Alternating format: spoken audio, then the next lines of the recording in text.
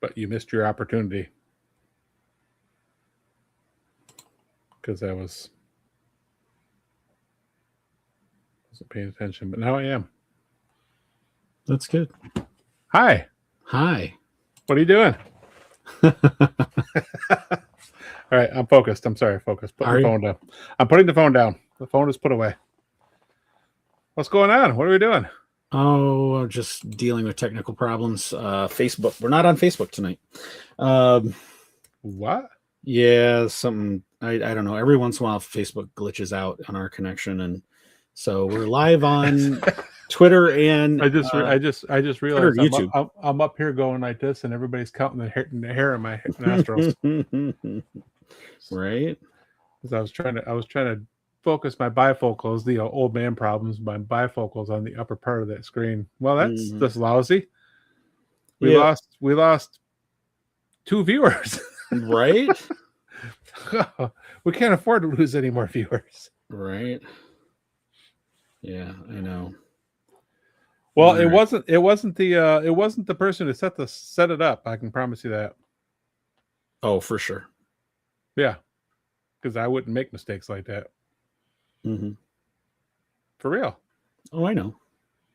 Whatever. All right. Whatever. We're back. We're live. Whatever. Oh, we need to do a. Should we get the show started, or should we continue to just gab for about 10 more minutes? We should probably just continue to gab for 12 more minutes. Oh, okay. Then in that case, exciting news today. All right, we're going to start the show. Oh, really? Seriously? You just get excited news and you're going to start the show. Fine. Well, yeah. Nope, I'm mad now. Spectre 2 reporting in. This is Vanessa Marshall, and I play Hera Syndulla on Star Wars Rebels. You're listening to the Hyperspace Heroes Podcast. That's no moon. Take it from Brown Mullet 34. And now, on with the show. For bladder check. Check. Check. Check. Wait. Screw it. I'm holding it. It's raining men. Hallelujah, it's raining men. Brown Squadron. Tell a friend. Podcasting, the final audio frontier. These are the legends of Brown Squadron. Our computer is picking up a strange signal. Here, sir, you better take a look at it. The ongoing mission? To explore the Star Wars universe and other nerd culture topics. To seek new content and new cantinas, bars, and lounges. To boldly annoy Scruffy by making too many bad jokes. Welcome to the Hyperspace Heroes Podcast.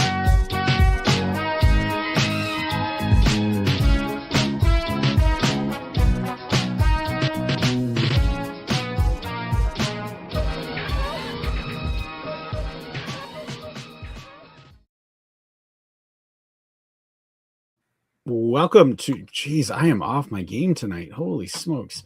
Welcome to Hyperspace Heroes. This is Brown Leader signing in. All Wing report in. Kidding. Brown 2 signing in. Sorry. You had me there for a second. Sorry. Yeah. So, welcome to episode 169 or 194 on the Spaska Stale. There you go. Deep breath. Hold on. Sorry. I'm not there to give you a Heimlich maneuver. I know. Don't make me call your wife. Great. All right. Star Wars Hunter 1899. How's it going, guys? Great. Glad to have you on the show. Hold on. I'm having a little bit of a technical difficulty right now with our guests, trying to get them in. You work on that, and I'll continue to gab. No DB tonight. DB is on special assignment. He is at cheer camp. He's performing tonight. He's doing the that's all right, that's okay, you're going to pump our gas someday chair. He's probably watching right now and probably irritated with me right now, but hey, that's what friends are for. Big announcement today was Star Wars Celebration tickets are going on sale May 6th. So if you have a supercomputer and are feeling extremely wealthy, VIP tickets are $1,210.99. That's painful. Is that all? That's all. That's it. That's all. However, it would be worth it just for the guaranteed seats in all the panels.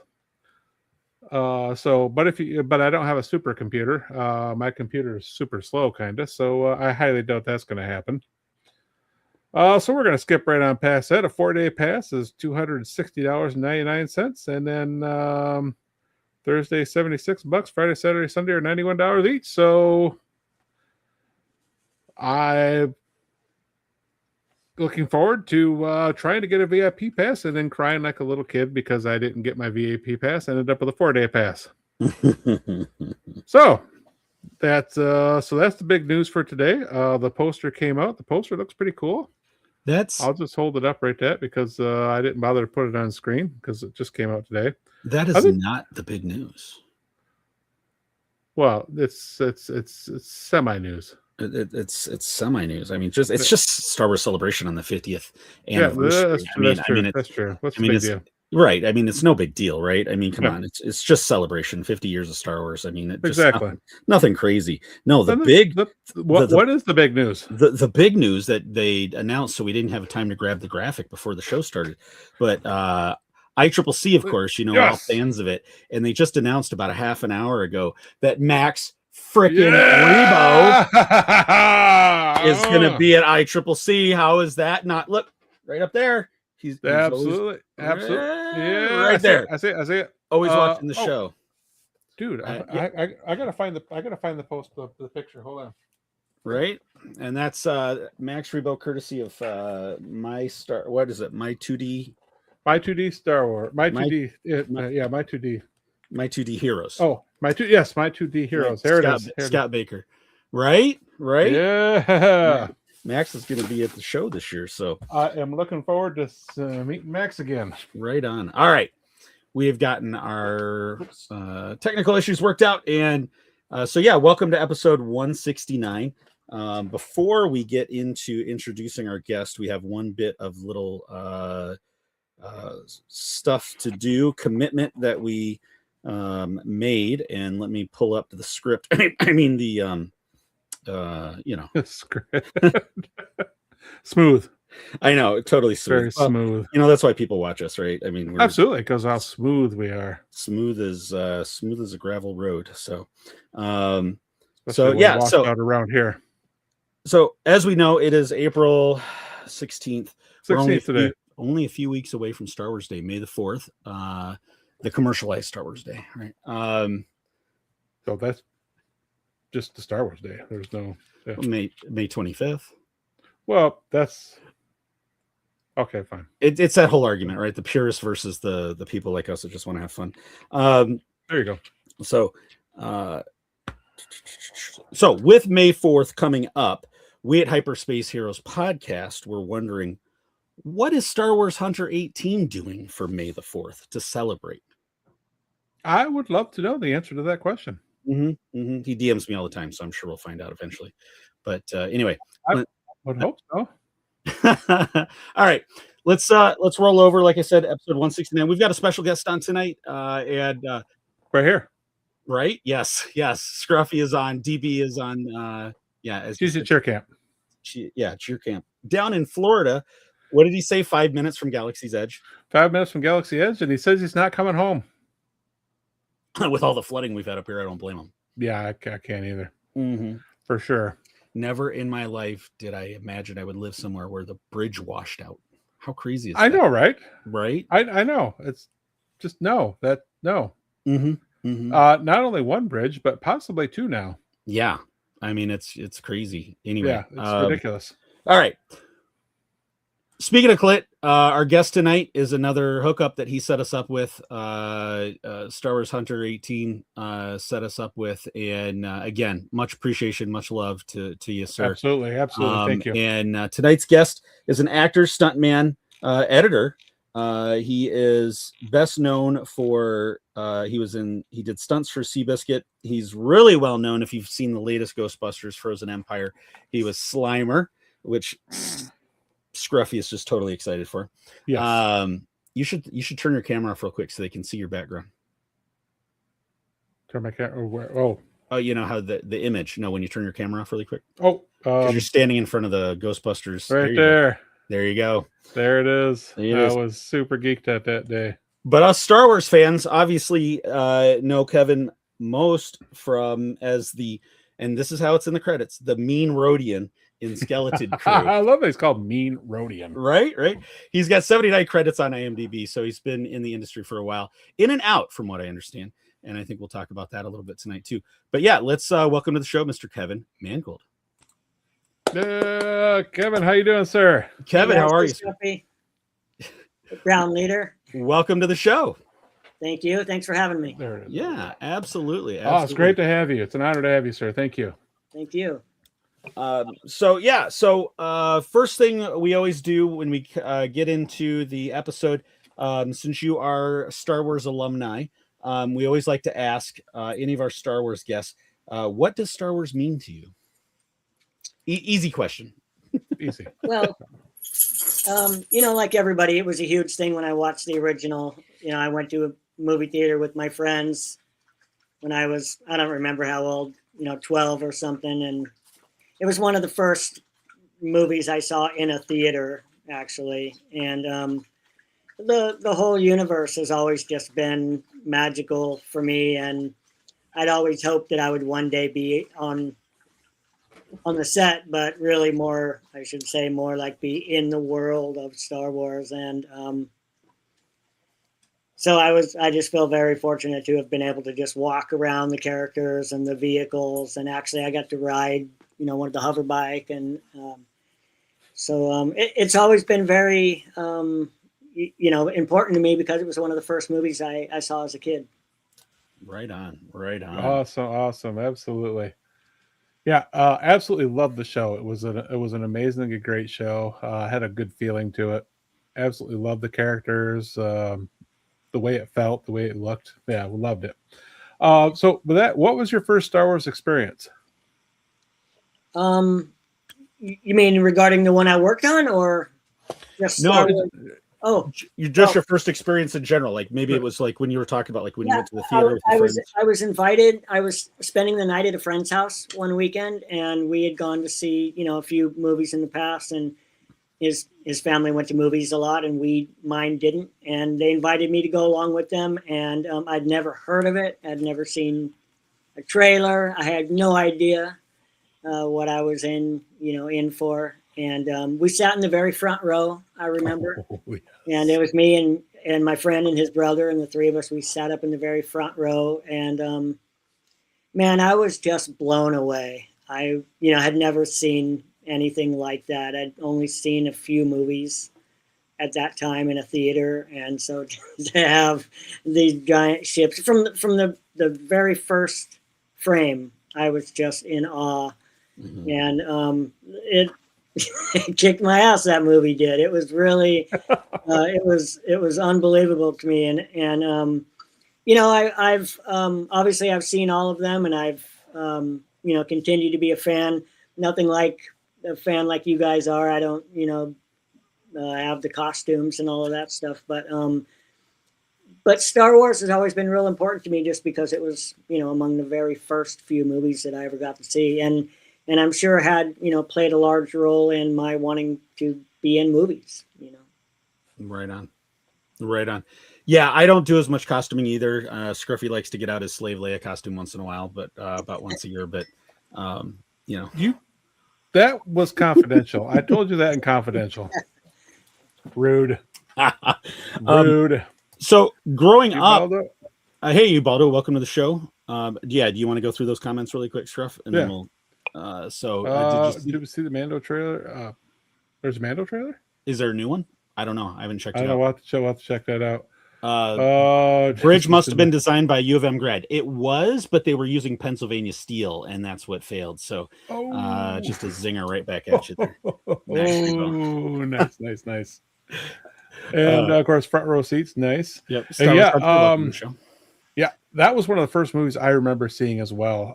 Yeah, I've seen some movies before that. I know I've seen a couple Disney movies like Bambi and stuff with my mom, and my parents, but that was the first one that really stood out for me too. Yeah. Right on. So growing up, what was it like? How did you end up getting into like stunt work and acting? Was that always kind of where you thought you wanted to go, or were you kind of heading somewhere else in life and then all of a sudden you kind of took a turn into the industry? When I was 5 years old, I jumped off a big staircase and landed on my tricycle, and I said, "I'm a stuntman." And and I've been a stuntman ever since. So I think I always wanted to do stunts. I wanted to be an actor as well, and now you can combine the two, and that's sort of what I've tried to do. I think I have probably about as many acting credits as I do stunts, and a lot of them are the same project. Like I did, I rode all the races in Seabiscuit, so I did stunts, but I was also an actor. I had a role with Chris Cooper in Seabiscuit, and so I've kind of just blended the two. But ever since I was a kid, I've wanted to be a stuntman. A truck driver and a stuntman.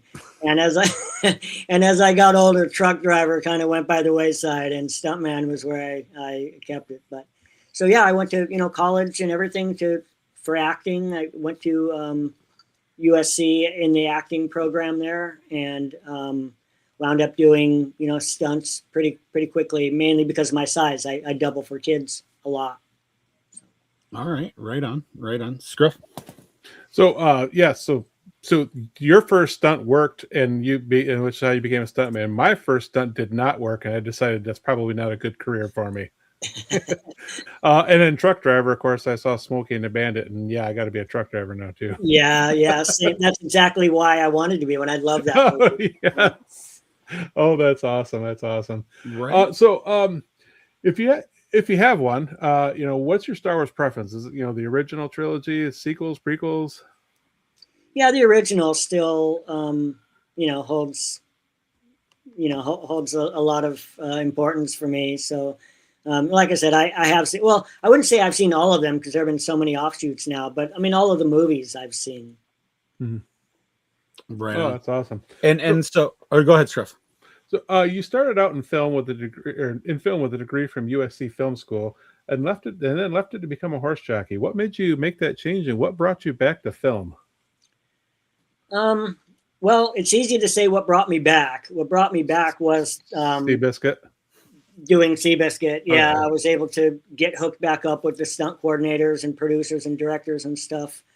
But what got me out of it, I guess, honestly, I never really did. I always, while I was racing, I continued to audition for things. And I did continue to do like the commercials here and there. Like I did Claritin commercial while I was racing. I was a jockey and I did a Claritin commercial.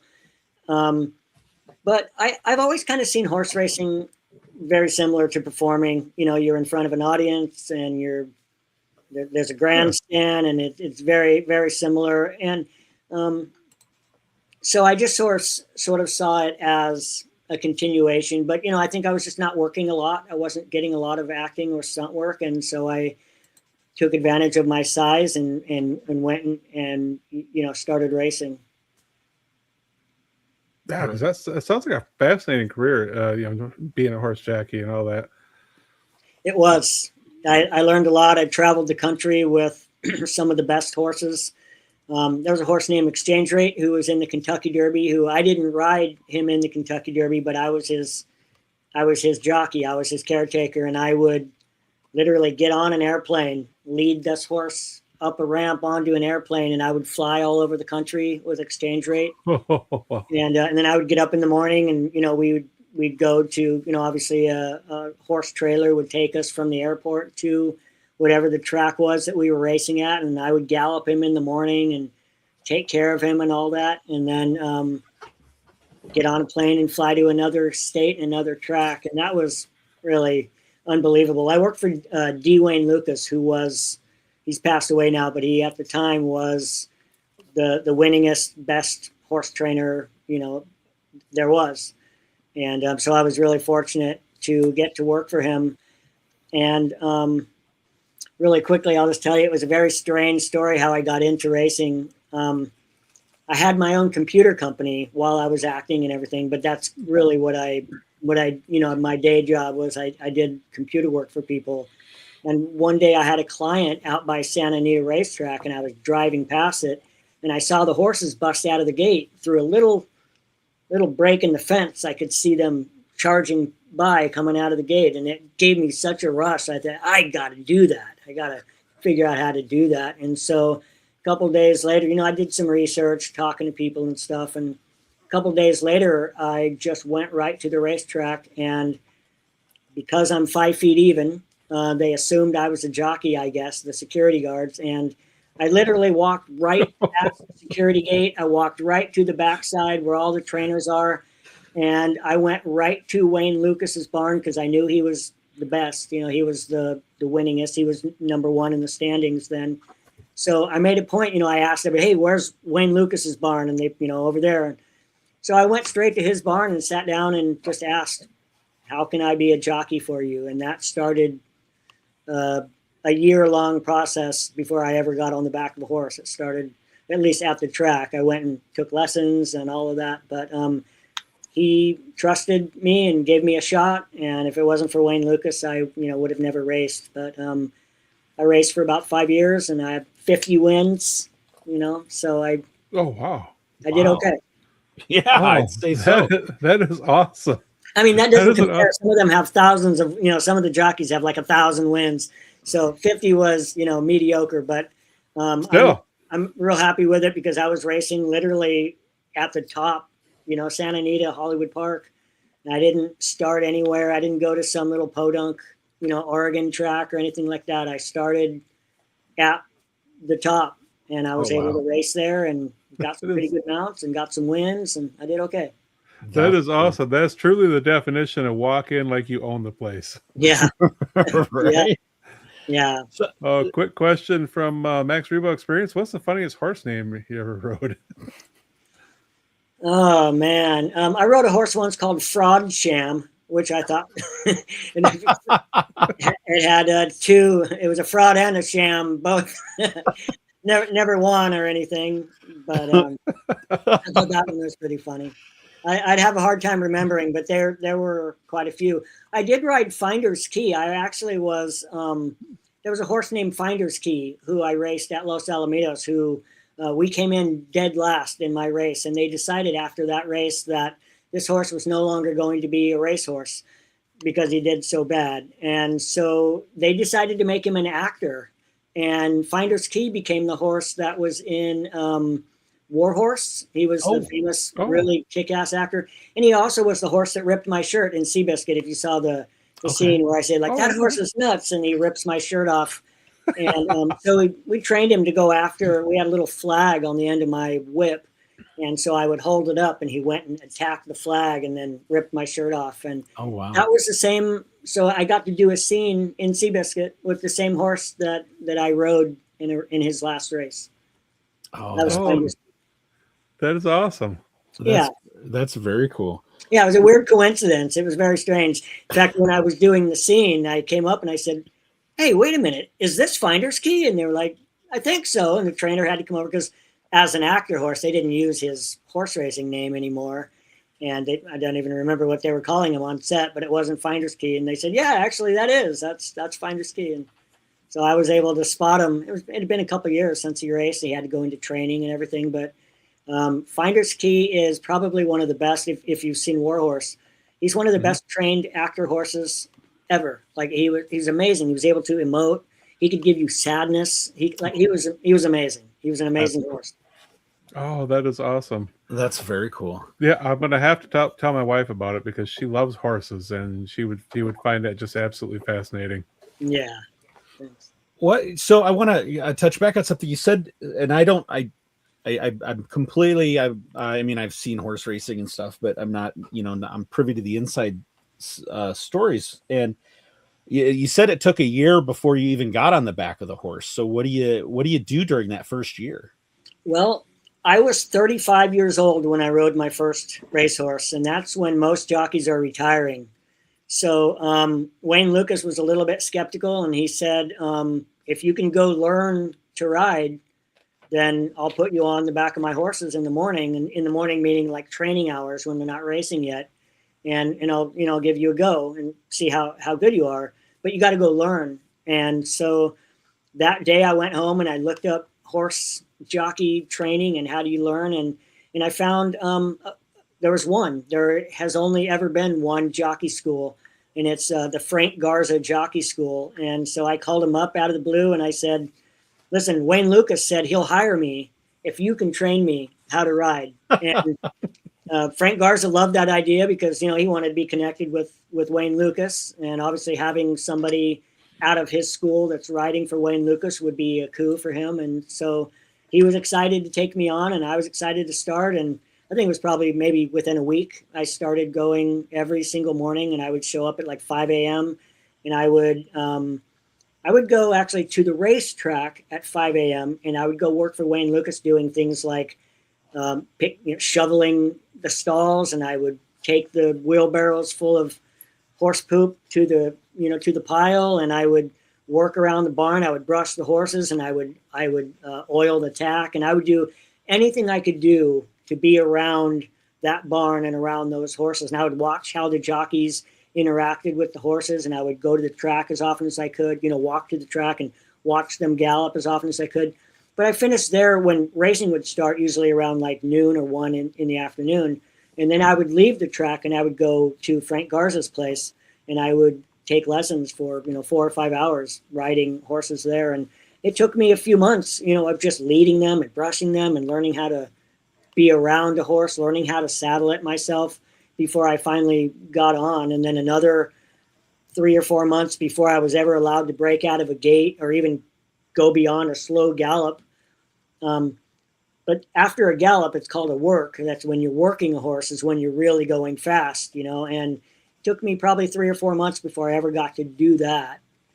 And so, it was a very slow process. And then eventually, Frank Garza gave me my little certificate of completion, and I took that off to Wayne Lucas, and all right, here you go. What are we going to do? And I'll always remember the first day that I got on the back of a racehorse. A real racehorse, like a horse that's in training, a horse that's racing, because Frank Garza had a bunch of racehorses, but they were retired. They had been off the track, for years. And so they weren't hopped up, they weren't like ready to go. And I can clearly remember it. In fact, I'm writing a book about it right now, so it's all right in the forefront. But I was sent out on the track with an exercise rider, and she galloped right along the side of me, and then she said, "Okay, we're going to pick it up a little bit." And I had thought we were already going fast. And she kept saying, "Okay, a little bit more. Here we go, a little bit more." And she would tell me like, "Smooch him, like let's get him going, And so by the time we got to working speed, I was freaking out and like, no way are we going this fast. And, in a saddle, it's not like your legs are wrapped around the belly. We're standing up. I was literally standing, if you've seen a horse race, you know how the jockeys basically, the stirrups are way up in the top. And I was standing way up in the saddle, and it's hard to get leverage. It's hard to tell them like slow down, because you don't really have the leverage of when you're sitting in a Western saddle where you can lean back. There is no leaning back because you're balanced, bent over balanced. And the whole thing became a finesse thing. And it began, really that's the day that I started learning, forget the whole year that I took lessons at Garza's place.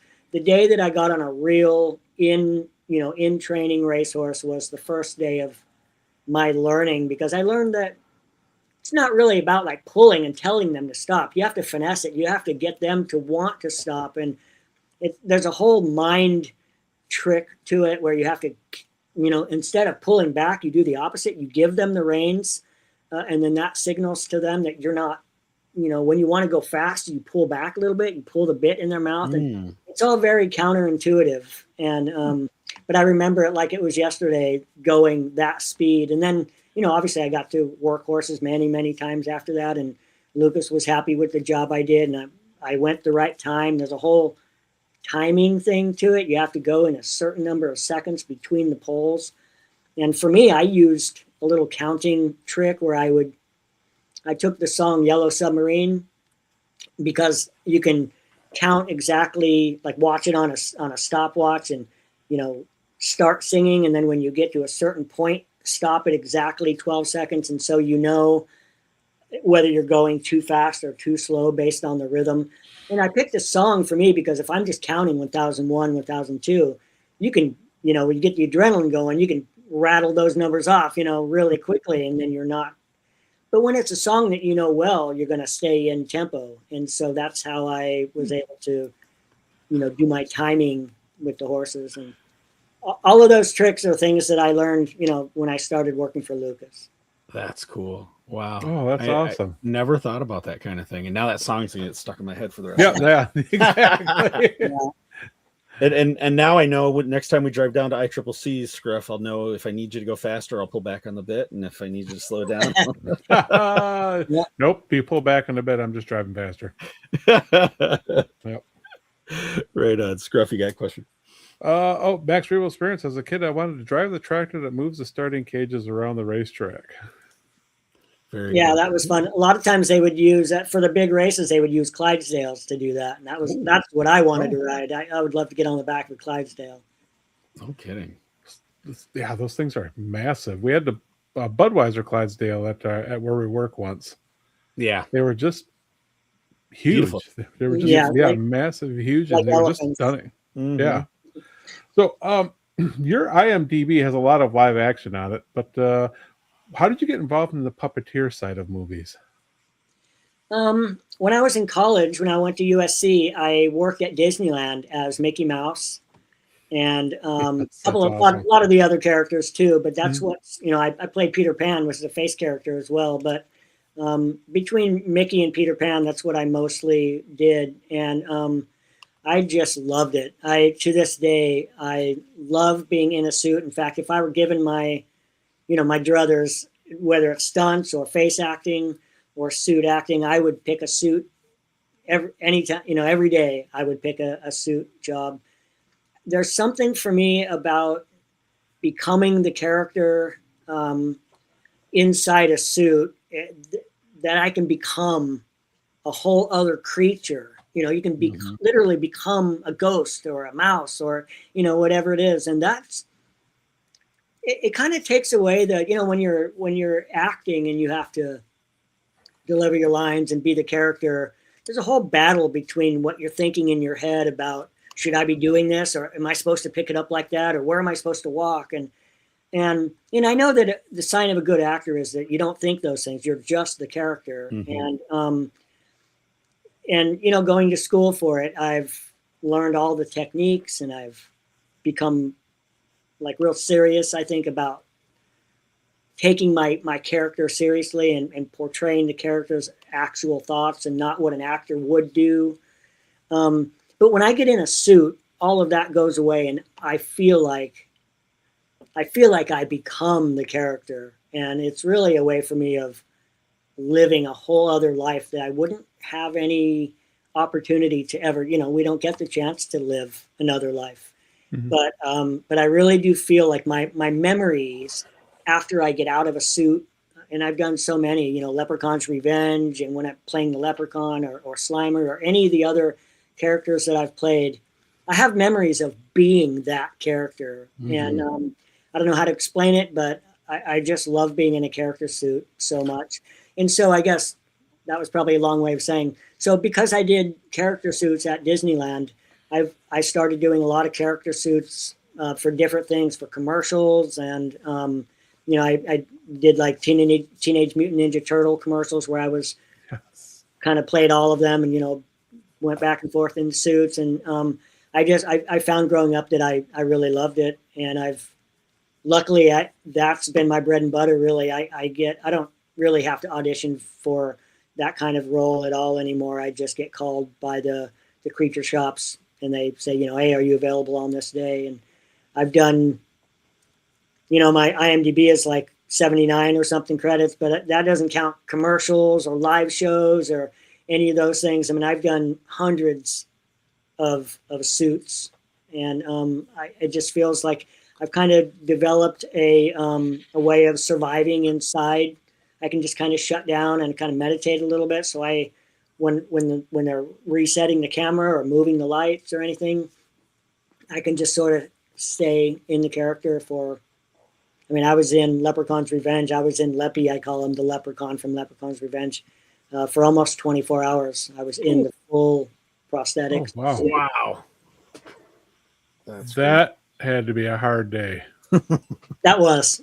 I was happy when that one was over. Yeah. Oh, I bet you were. Yeah. Oh, go ahead. Brad Moore reporting in from the land of the palm trees. DB down in DB, Disney. He's cheer camp. He's at cheer camp. Yep. Okay. Ready for the hate text messages start rolling in. Right. So yeah, and that's one of the things that I love that Lucasfilm and Disney brought with live action Star Wars is I love the shows that have they brought performance art back, right? In terms of like what you just described, having to become the creature, having to become the character. And that's one of the things that's right from the beginning of their first series of Mando right away. And it brought my appreciation back for that kind of performance art.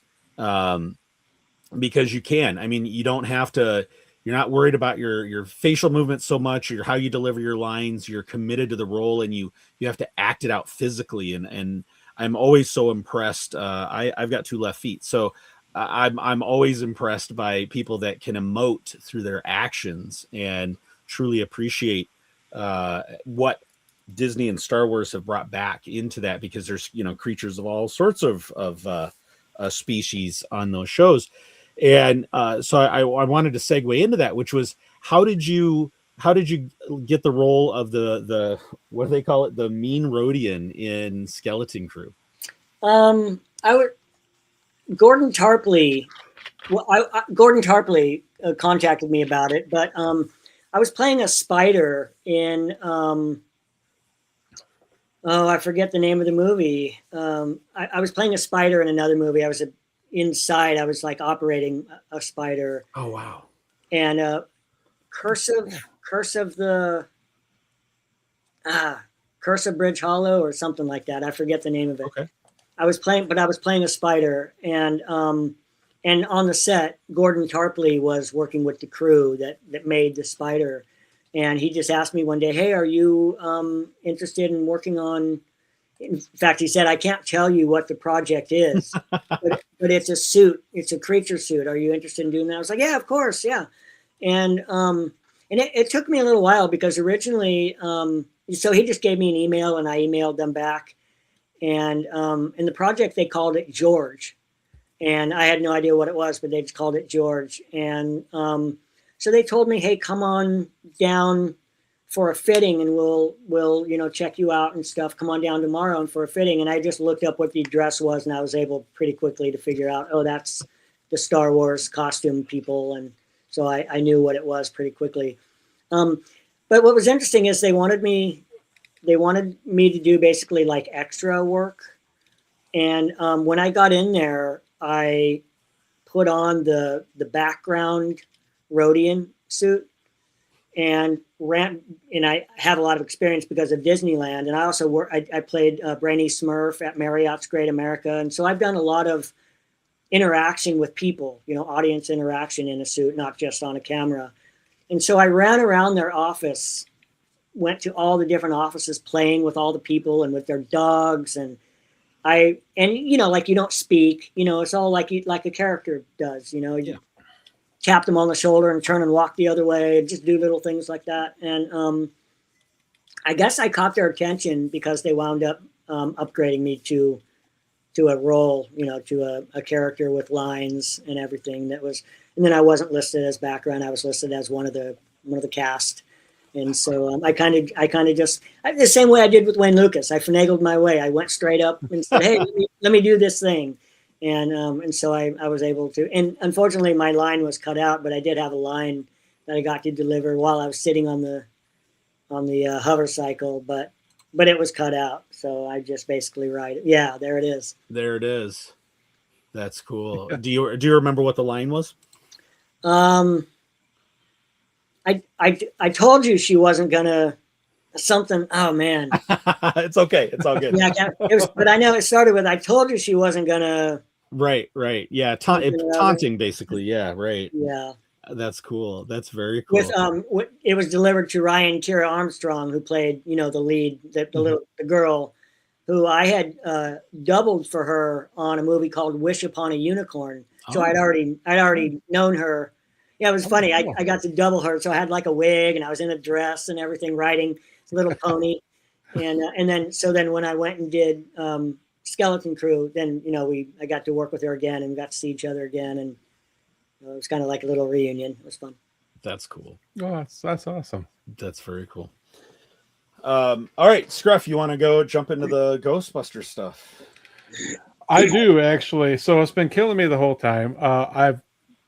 Slimer was always one of my favorite characters in Ghostbusters, even though, he had kind of a limited part. I love the fact that in the cartoon, he became like the sidekick or the pet, if you will. Yeah. My brother and I both absolutely love Slimer, so I loved seeing him on the big screen again. I love the fact that he was more realistic looking, if you will, I guess. Tell us about your experience on the Ghostbusters Frozen Empire. Well, I of course I saw the original Ghostbusters, 1984 or whatever, when it came out, and probably my small town, we got movies about a year later, so I probably saw it in 85 or 86, but I saw it when it was in the theater. And I think there's something really interesting about Slimer, and he didn't even have a name in the first movie. He wasn't even Slimer, he was. But from all now that I've done it and hearing, I go to conventions and I do signings and all that stuff, and I get to meet a lot of Ghostbuster fans, and I'm able to hear a lot of stories about what Slimer means to them. And there is something unique about Slimer and what he means to so many people. And it's not the same thing to everybody. But there's something about him that, really stands out. And, he's not mean. He's not like overly goofy. There's something real about him in a way that people can identify with. He's kind of an outcast, and I think that makes people associate with him. So he's a very important character, obviously in my life, but I think to Ghostbusters, I think he's very important, and I'm super happy that they brought him back. And I hope he comes back, in the next one as well. I would assume he would. Right on. How did you land the role? I just got called and asked. I was telling you about that spider thing. I was working with some of the creature people, and I guess they know Ariane Tutin, who works at the shop REN. And so I just got a call. Hey, are you available on this date? And they couldn't tell me anything about what the character was. But when I got to the shop, they did like all the measurements, and they started talking about my arm length. Like, hey, yeah, he's got good, nice long arms. That's exactly what we need. And you're the right height. And so, yeah, this will really work. Are you available on these days? And they started marking. They had a big calendar of all of the dates of deadlines and when we fly and all that stuff. He said, okay, well, you're going to have to get your passport, because we got, about a month, and you're going to have to get your passport ready, and you're going to go. We're shooting this in England.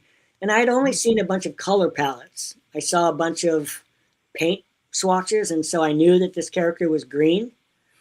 And I thought that I was going to be working on I thought I was going to be Gollum. That's what I thought I was going to be doing. England, that would make sense, right? Yeah. Because they happened to be shooting in England at the time, and so I thought, oh yeah, they're shooting this Lord of the Rings thing in England, and so I'm going to be Gollum. I can't believe it. And they're like, don't tell anybody what you're working on. I was like, how can I tell anybody? I don't know what I'm working on. No problem. I have no idea. But a couple weeks into it, of going in, doing the measurements, I had to do like the they had to like do the mold where they pour the goo all over you and it dries, and they do a mold. They had to do the mold for the helmet that, Slimer is actually, it sits on top of my head. So there was like a whole face piece that was a helmet. And then it also came down over my face, my eyes and my nose and wrapped around. So they had to do a whole sculpt of my head, to make that fit properly. And so I went in, not every day, but a few days a week for a month. And it was a couple of weeks in that they finally told me what I was doing. And they could not tell me the suit was there, the unpainted suit was there, along with the original Slimer suit was there. And they used it as a model. And so I learned it pretty quickly what I was doing. And I remember being in there one of the days we were kind of testing for movement to see how much it jiggles and how much movement there is. And we put 2 tables together with a little crack in between, and I came up the crack, which is to simulate the trash pile from the attic scene. And I was throwing, shoveling food in my mouth and stuff, and it was cracking up. Everybody that was watching it was cracking up. And then I went around after we were finished. I went around and looked at the monitor to watch. They were watching playback, and it would just hit me like, "Holy crap, that's Slimer right there!" I mean, I knew what suit I was in, obviously, but it hadn't really dawned on me. I didn't really see him as his living creature yet.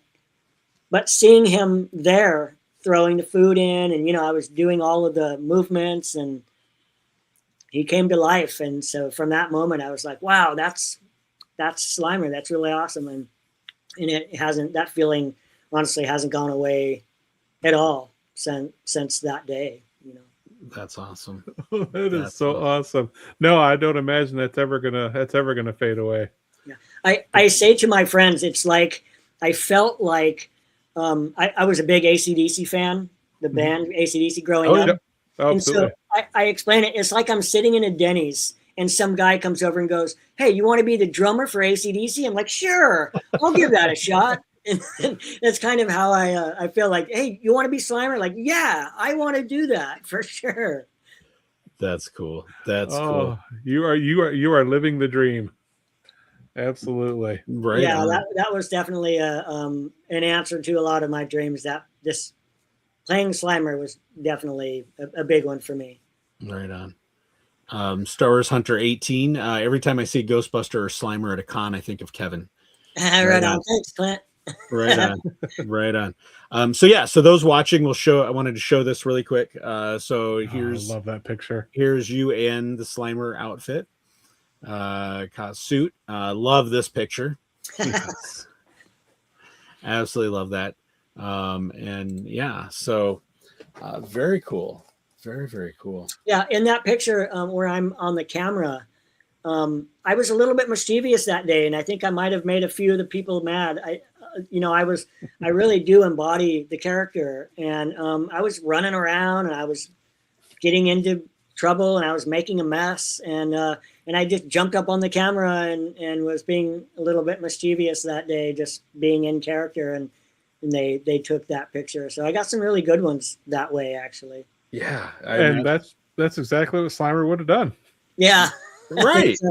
Yeah, and what I'm hearing, what I've been hearing this whole time is just, it's about commitment. You're committing to the role. You're committing to the to the job, whether it's learning to become a jockey and being a jockey, or being Slimer, or the mean green or mean Rhodian, or whatever. You're committing. It's all about committing fully, and we hear that a lot from great performers. And so very, very, it's definitely a takeaway for anyone watching or listening at home. Yeah, thank you. I did put a lot of work into becoming Slimer.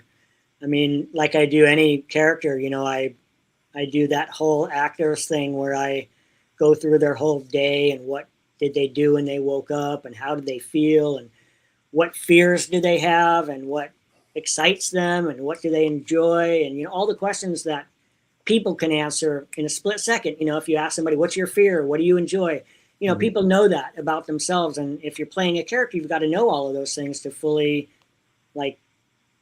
envelop the character. And I watched hours and hours of, I watched the few scenes that Slimer's in the original, I watched those scenes over and over, hundreds of times. I watched those scenes to get his arm movements and all of that stuff. And to be honest, I didn't really watch the others, like Ghostbusters 2 or the cartoons, because it was a whole different character than what, they wanted this Slimer to be a copy of the original, just from the original, and kind of toss out all of the new stuff that they piled on him. And so I watched a lot of John Belushi. I watched a lot of his movements, because Slimer's movements and Slimer, the character, was modeled after John Belushi. And so I did a lot of John Belushi watching.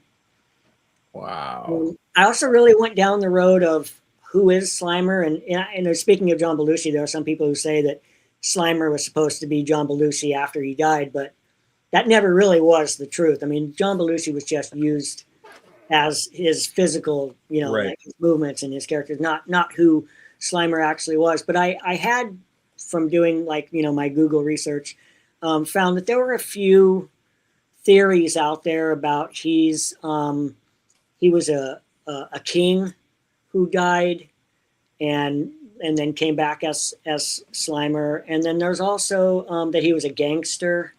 And I really I computed those, I ran those up the flagpole, and they just didn't work for me, because a king doesn't hide under a pile of trash. A king doesn't have the mannerisms and the personality that Slimer has, and nor does a gangster. And think about the other ghosts. They go out and they scare people, and they have, they're not nice, but Slimer, I think, has no interest in harming anyone, and that told me a lot about who he was.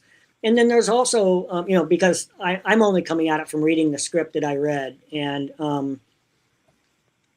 what I know is that the ghosts that are fairly new ghosts still have a mostly human form, and the ghosts that are all slimy, they've been dead for a very long time. So that told me that Slimer has been dead longer than any of these other ghosts. Slimer is the most slimy of any of them. The ectoplasm is his emotions and his thoughts and his feelings, but they're not solidified in the way that they are of a ghost that more just recently died, like in Frozen Empire, for example, where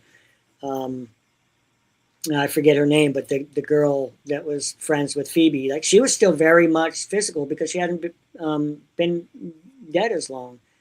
And so that opens up all the questions about, why is Slimer hiding in an attic for 100 years? What are his personality traits? And so anyway, I don't want to bore you with all that, but I went down. Oh, it is not boring. No, not in the least. But I went down every road, every alley I could find on what would make me able to understand who Slimer was and why he acted the way he does, and why he attaches to why he wants friends. He doesn't want to be alone, but yet he's afraid to go out in society, and what would make him hide under a trash pile all those years. All of those things to me were informed me about how he would react and move.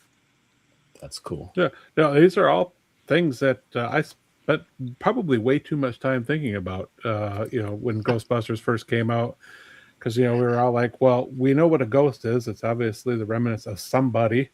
What is Slimer? Yeah. And I always thought Slimer would be just an average everyday person that's been dead for a very, very, very long time. Yeah. So yeah, no, that's fascinating stuff to think about. And I also think that his eating habits probably have always existed, meaning that he probably had eating disorder, or he had gluttonous. Yeah. Yeah, even before he was a ghost, when he was still alive, and I would think that carried over, and that's just continued, for hundreds of years that he's been a ghost. Right on. Yeah, I never made that connection with Belushi, but that makes a lot of sense, and I can see that now that you point that out, and it makes sense too because with Bill and Dan both being Saturday Night Live alum, I could see them wanting to have a little bit of that influence in there to honor John's memory, and from their days when they were back on Saturday Night Live, and a show that I can't stay up that late anymore for. No. It should be Saturday afternoon live. Right. Well, that's cool. We'll have to call this episode "Deconstructing Slimer." Absolutely, yes. I love it. Absolutely love it. Scruff, you got more questions? Just a couple more. So you had an appearance on Cold Case and an appearance on American Horror Stories, both TV shows I absolutely love. Can you tell us a little bit about your characters in those? Yeah. Well, Cold Case, I was in 2 different seasons, 2 different episodes of that, and I doubled the kids. There was one of them I did a whole bunch of different stunts. I fell off mountains into water, and I got beat up, and I can't remember. I got hit by a car. I think I did a whole bunch of stunts on that one on Cold Case, and then another one was a jockey. It was about a jockey that was murdered, and so I did all of the horse riding stuff and everything for that. And then I do remember that episode. Yeah, and then for American Horror Story, I've been in 4 episodes of American Horror Story, and on 2 of them, I was a creature who I attacked a teacher and climbed up on him and chewed his throat out and ate his body, and that was really awesome. But then in the season called 1984, American Horror Story 1984, I did the Jason gag where I'm under the water and I come up out of the boat and pull the character in. And as soon as they told me about you're going to be coming up out of the water, and we're like, oh, don't tell me what you're doing. And so I was able to figure that out. And, I went and watched that scene over and over and over again to see exactly movements and everything. And then when I was on the set for about a week doing that, and I wound up doing, a bunch of other like stunty things for the kid who drowns. He gets like run over by a motorboat, and then 40 years later comes up and attacks John Carroll Lynch. I think John Carroll Lynch is who I pulled out of the water and out of the boat into the water. So yeah, I was just scuba. There was a scuba diver underneath who would give me the breath from the rebreather for a while, because they shot the whole scene. There was a long dialogue. I had to stay down under the water, and then they would tap me when it was time for me to go up, and then I would come up out of the water and grab him. But yeah, I had to stay under with someone else's rebreather that I could stay under for a long time. Wow. No, hopefully hopefully warm the water for you.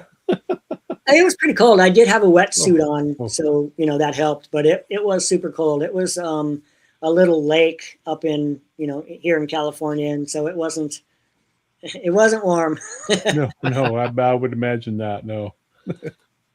Right. Max Rebo experience. Did Kevin ever get to use any classic Ghostbusters one-liners with the original cast? Well, I did meet all of them, and I did get to cool. I did get to hang out. Obviously, with the scenes that I did with Trevor, I did get to hang out with Finn quite a bit. I was on the set with him in the attic a lot, and but no, I mean, I guess no, I wouldn't have thought to do deliver any one-liners or anything. No, but like I said, I did get to meet all of them, and everybody was really cool. Gil Kennan was fantastic. And, everybody was great. Really, everybody was great. Oh, that's awesome. That's cool. So, all right, one last question for you. I'm going to admit one of the most unmanly things I've ever admitted on this podcast. I love Desperate Housewives. Yeah.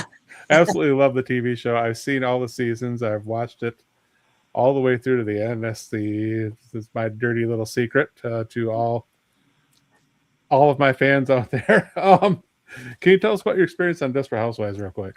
I always forget her name for some reason. I have some kind of a mental block with who was the lead actress in that.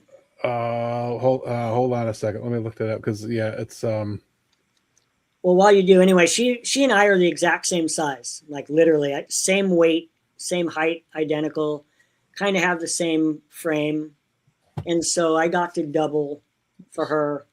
You talk about Terry Hatcher or Eva Longoria? Eva Longoria. Eva Longoria, Eva yes. Yeah, she's 5 feet even also, and so I got to double for her. And then also I would do things like when kids were on the show, I would ride the bikes and go off jumps and do all of that stuff. And so that's what I did for them. But I was Eva Longoria's stunt double for a while there. Oh, that's awesome. Scruffy's gonna be doing a marathon tonight. Looking for Yes, I am. That's why I'm popping on as soon as I get off the show here. Yeah. Right on. Oh, Right very cool. Very cool. And then I just did my most recent was Y2K, where I play a robot in a movie with Rachel Zegler, and I played a robot in Y2K. If you had a chance to see that, it's Kyle Mooney directed that. Very cool. Yeah, I have not had a chance to see that yet. I want to see that bad. I would. I'm gonna do the manly thing and say I'm gonna watch that. I'm not watching Desperate Housewives when we get done with this. Y2K is very funny. It's hilarious. Oh, Max Rebo experience. Yes, if someone says, "Are you a god?" you say yes. That is probably one of the most memorable lines in that whole movie for sure. Right on. Do you have any other projects that you're working on, or anything you can talk about? Well, not really. Actually, it's been super slow, as I'm sure you know. Hollywood is kind of dead right now. But I've been working on a novel that I've been writing for a while called The Track. That's kind of, I was going to say loosely based, but it's really kind of tightly based on my experiences at the racetrack and a really crazy incident that happened when I was working there. And so I'm writing a whole book around a horse accident and all of the ramifications that came from it. And it's kind of autobiographical, and it's been a lot of fun to write it. And then my plan right after that is just, I have to finish that first. I want to start writing my autobiography, which I've been wanting to do for a long time. And I never really thought I had enough. I had not done enough to warrant an autobiography, but I think with the Slimer gig, I think now I can start writing that. But I've been taking notes, and I've had the plan to do it, for probably 10 years now. Right on. Well, you can probably do at least a couple pages on just being on Hyperspace Heroes. Right on. Well, Kevin, this has been absolutely wonderful. We appreciate you joining us tonight. Thank you. Absolutely, it's been an honor, sir. Yeah, Thank you. Thanks for having me. Right on, and I hope they whip out another Ghostbusters soon. And Me too. I can't imagine they won't. I mean, I keep thinking that they're most likely going to do that, and because Slimer was just released out into the world, he's most likely going to be present in the next film. Mm-hmm. And then I'm really hopeful that I'll be the one to play him. I haven't heard anything negative about my job, but from either the audience or from any of the producers or directors or creature shop people. So I think I did a good job for everybody. So I'm really hopeful, that I'll be coming back. Oh, you did an awesome job, man. I was so excited to see that character and how it was brought to life, and just the immediate connection, that the nostalgic connection to it was right there right away. Have you heard about the DNA connection between the original Slimer and the Frozen Empire Slimer? No. Well, Arjen Tuten, who made the suit, he had the original suit pieces. The foam had crumbled. The original Slimer had completely crumbled and was just little pieces. And so they ground it down into a fine powder, and they mixed it in with the foam rubber that they used to make my suit. So the actual DNA of the original Slimer was in the Frozen Empire Slimer. And that, for me, that was like super touching. And that is cool. Oh, that is awesome. That is an awesome connection. I loved hearing that. That's some of the behind the scenes stuff that I love to learn. Mhm. So thank you for sharing that. That's Oh, awesome. absolutely. And that suit is currently at the Center for Puppetry Arts right now. It's on display. Very Anybody cool. can go see it. Very cool. That sounds like a road trip. That sure does, doesn't it? Remember, pull the bit tighter if you want me to go faster. That's great.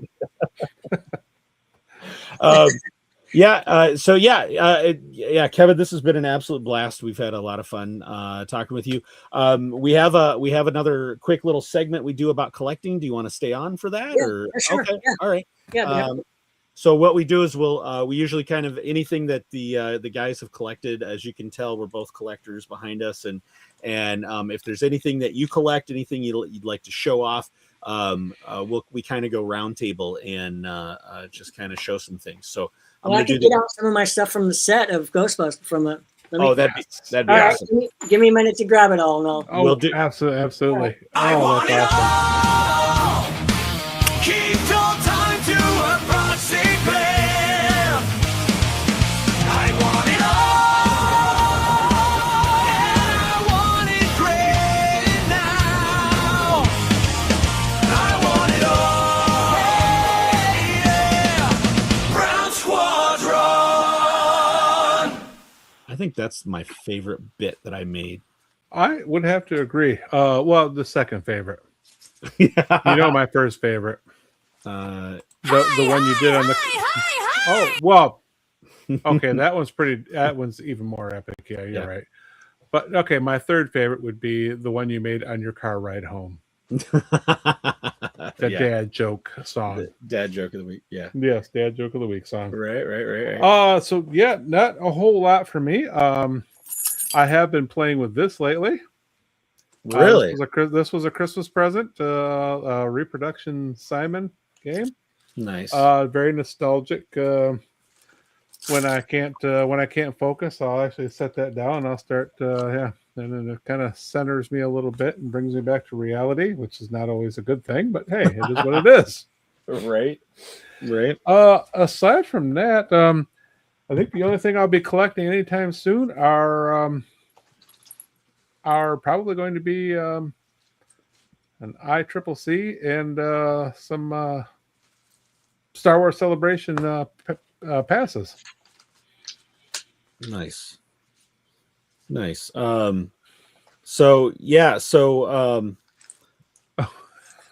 wait.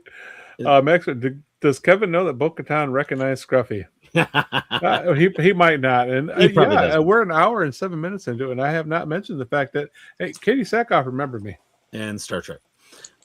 No, Star Trek. Speaking of which, speaking of Star Trek, yes.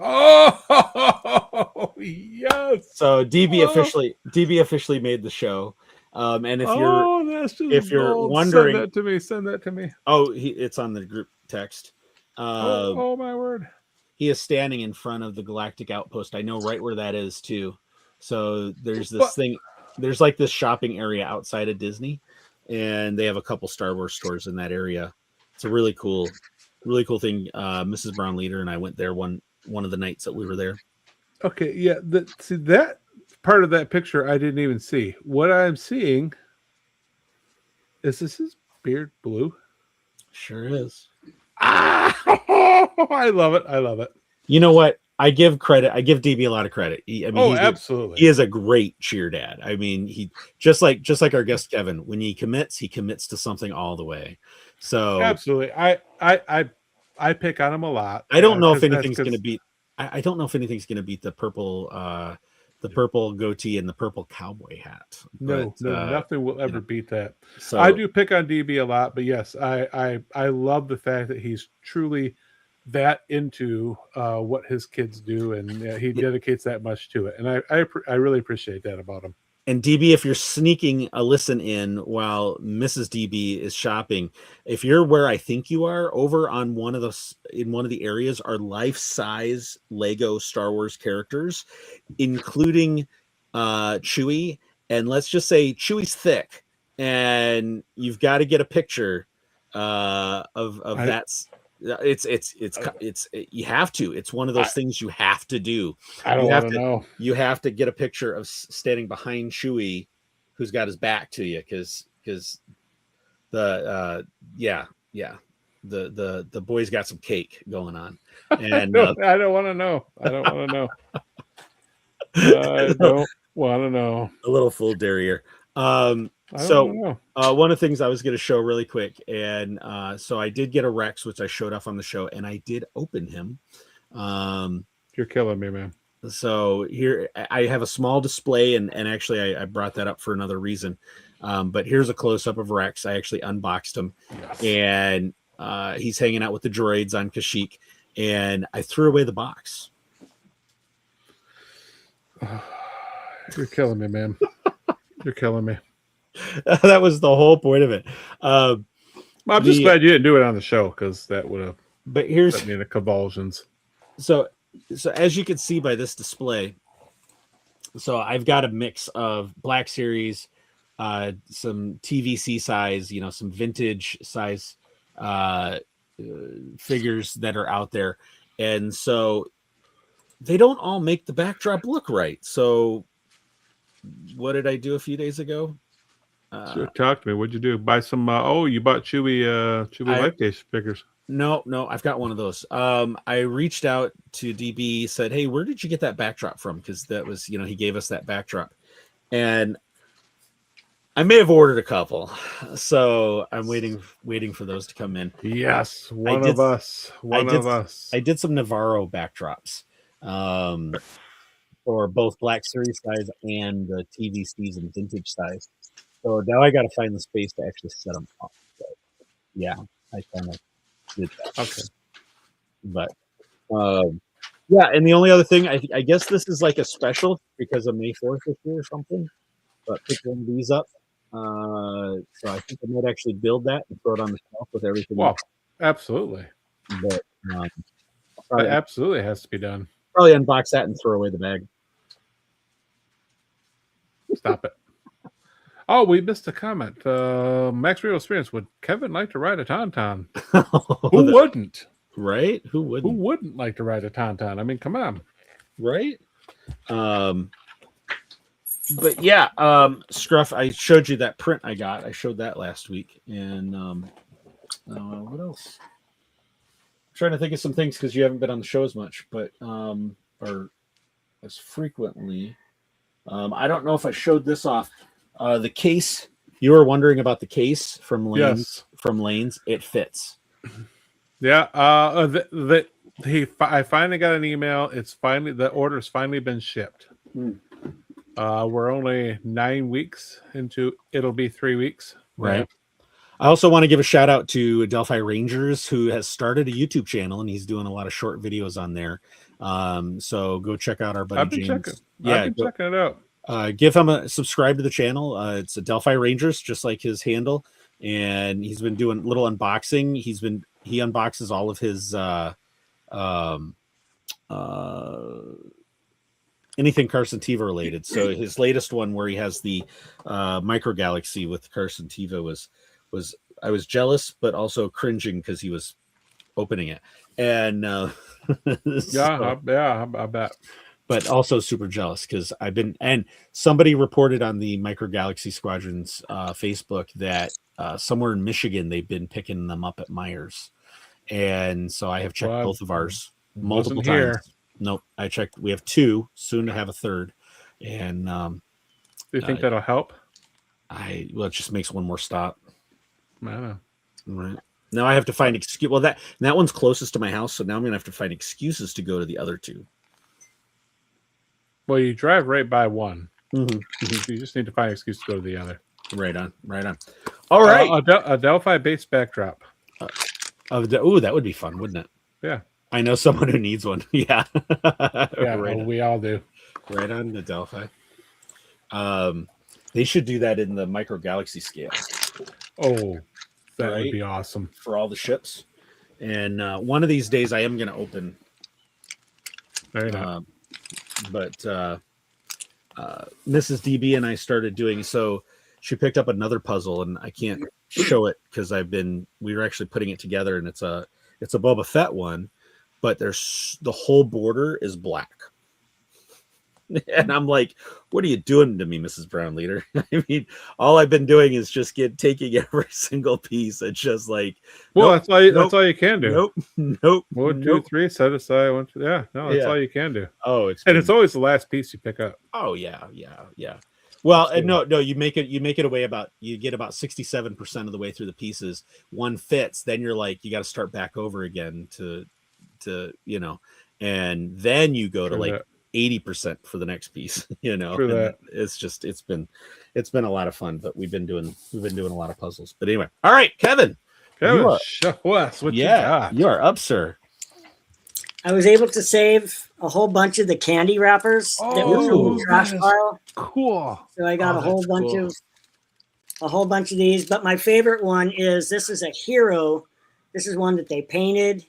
They glued it all together, and this was right directly in front of Slimer. So it's one of the pieces that Trevor kicks out of the way, and it had to kind of be hold. It had to be the same in every take. Mm-hmm. And so it couldn't change. And so this is one of the hero trash candy things. Oh, that is cool. Awesome. And then in the attic there was a whole bunch of merch that was intended to be from Ghostbusters 2 from the original when the Ghostbusters were selling shirts and they were selling things. Mm-hmm. So I got and the whole attic was just completely stuffed full of this merch. And then when they broke down the set, they were basically just saying, "Hey, you guys take this stuff." And so I got that's cool. I got a few of those, and I got a few of the balloons. Super jealous. I got a few of the balloons. Oh, that is. That's cool. I'm super jealous. That's awesome. And then I have I have a whole bunch of these. These are the wristbands that we had to wear. Oh yes. In order to get on the set every day, they had a different color, and so I've got a whole bunch of those that I saved. And then littering the whole floor of the attic, there were all of these little stickers. So cool. And so I got a whole bunch of these. These are the ads that supposedly they were running, that the Ghostbusters were running in movie world.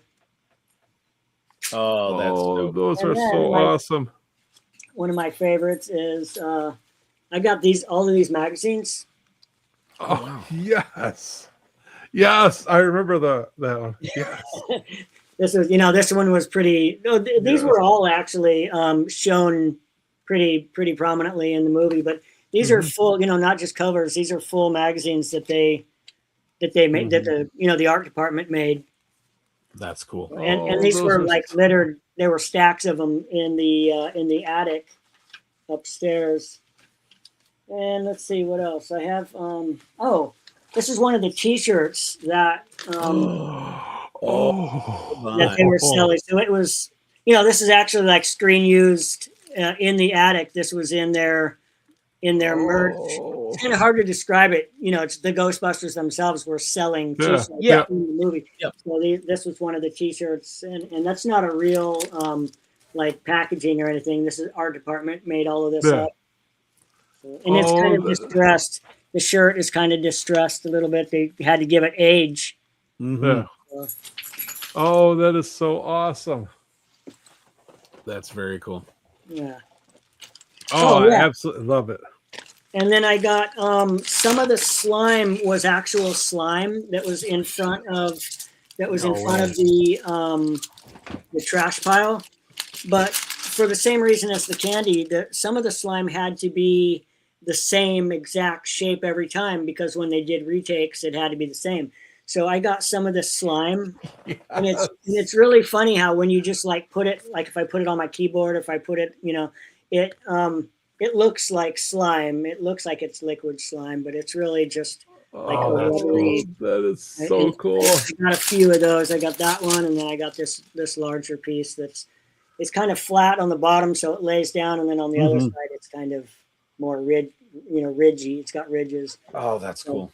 So it looks like slime when you put it, when you put it down on stuff. Oh, And then I have a. They had to for a couple of the scenes they had to cut a hole in the back of the suit in order to put, they suspended me. Yeah. So I was wearing a harness underneath, and so I got the pieces that they cut out. Oh, yes. So these are actually the pieces of Slimer's suit. That's I awesome. got to keep those. And then I got a trimming of the blue screen that we used to film the whole thing. So I brought home a piece of the blue screen that we used. That's cool. That's I think most of the stuff that I have from the set. But I have kind of taken up collecting autographs and stuff. And so I don't know if I can find it right now, but I do have a poster signed by Mark Brian Wilson and Robin. So we have all of the Slimers together signing it. Robin Shelley signed it.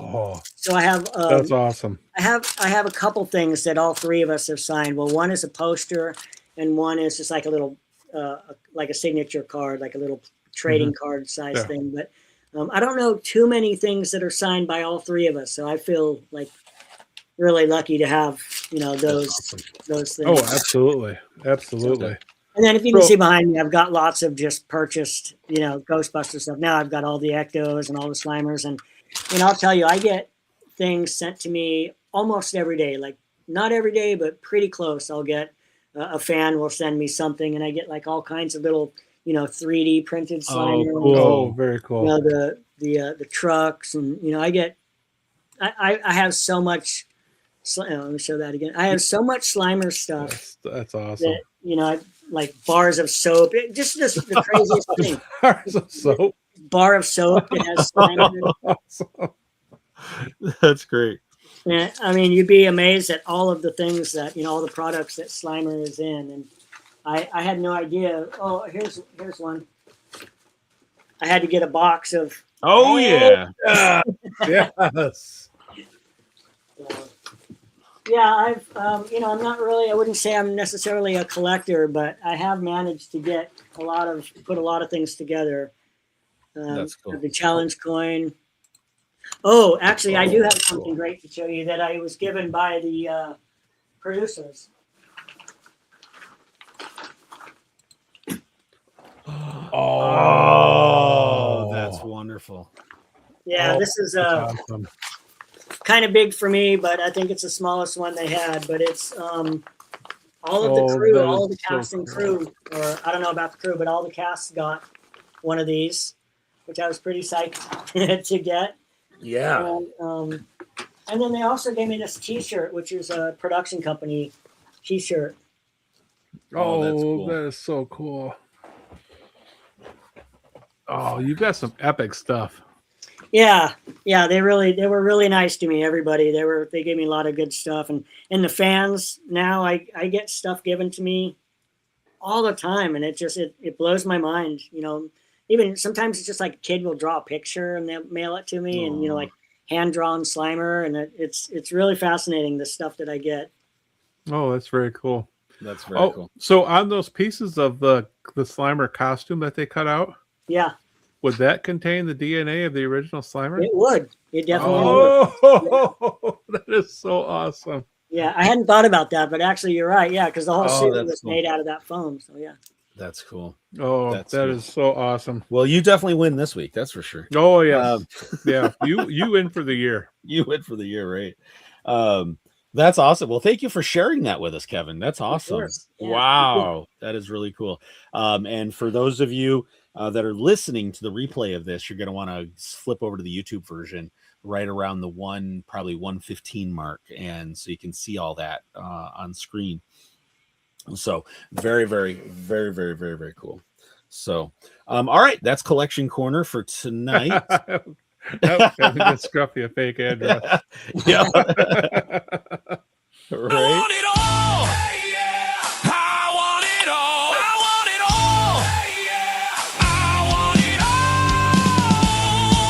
all. And I want it mint now. All right. All right, that was Collection Corner. And so, Kevin, we've talked about your career. We've talked about the books that you have coming up. Your most recent film, Y2K. Where can all of our viewers and our listeners find you? My website is kevinmangold.com. And I'm Horace Stunts on Instagram, HORACE. It's kind of a play on word for horse stunts because I do a lot of horse stunts. I was wondering about that. Okay. Right on. Horace Stunts on Instagram, and that's really about it. Right on. Well, cool. So one of the other things that we do on the show before we sign off tonight is all of our guests become honorary members of Brown Squadron. And with that, you get a flight designation and a call sign and an open invitation to come back to the show anytime you want to come on back. Very cool. Yeah. So you are going to go into the log as Brown 91. And we usually pull our call signs from Star Wars since we're kind of a Star Wars centered show. But so I had a couple options for a call sign, which I did pull. I remember. So I wanted to give you a couple choices. I know Scruffy wanted to offer if you wanted to take the call sign of Slimer. I mean, even though that's not Star Wars, that's still the kind of your signature character, and we could do that. Or I thought George, because didn't they kind of classify it as you were telling us earlier in the show? They kind of called it George in the beginning. They did, yeah. That was the working title, the secret. Project. For the Rhodian.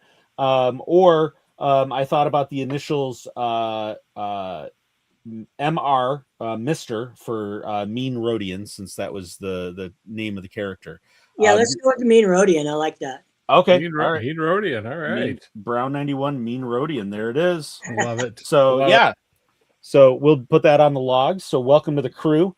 And anytime you want to come back and, when you've got the books coming out, anytime you want to come on and just hang out, you've got an open invitation to just come in and hang out with us here on Hyperspace Heroes. Absolutely. Awesome. Look, I'm looking forward to the books. Oh, thanks. I appreciate it. Absolutely. Definitely going to be keeping an eye out for those. Definitely. All right. I think that's it, Scruff, right? I think so. All right.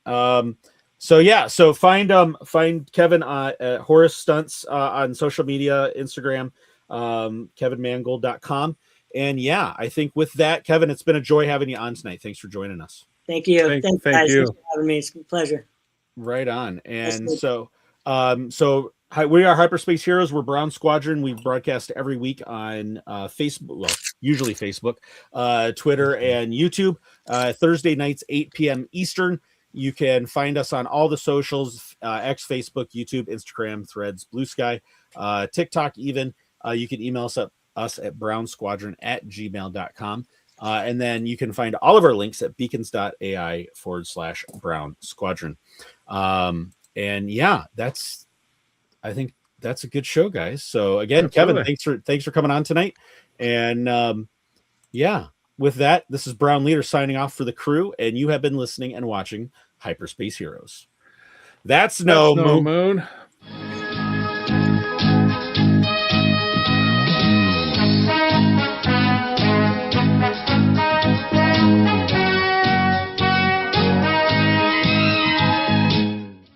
Oh yes, the joyous sprinkles.